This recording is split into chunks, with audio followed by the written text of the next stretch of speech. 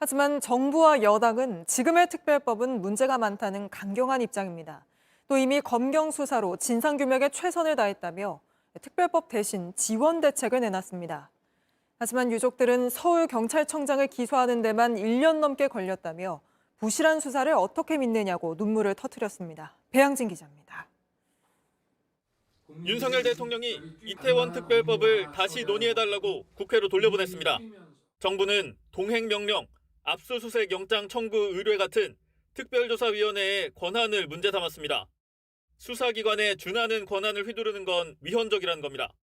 헌법상 영장주의 원칙을 훼손할 뿐 아니라 그 과정에서 국민의 기본권을 과도하게 침해할 소지가 큽니다. 특조위 구성이 공정하지도 중립적이지도 않다며 편파적인 조사로 나라 예산이 낭비될 우려가 있다고도 했습니다. 다만 학계엔 위헌이 아니란 반론도 있습니다. 동행명령권은 국회 증언감정법 등 다른 법률에도 있는 조항이고 영장 청구 의뢰 역시 강제로 청구하는 게 아니라 의뢰일 뿐이란 겁니다. 정부와 여당은 특조위를 또 만드는 건 과도하다는 입장입니다.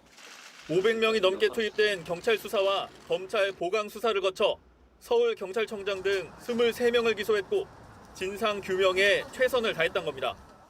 이 나라를 1년 반 동안 갈등으로 몰아넣을 가능성이 대단히 높아요.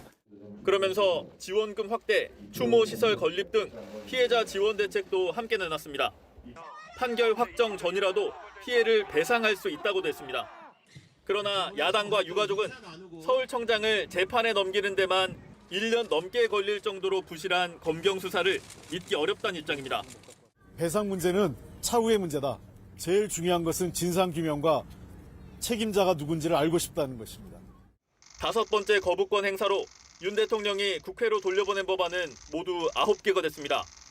재임 중 43번 거부권을 행사한 이승만 전 대통령 이후 가장 많습니다. JTBC 배양진입니다.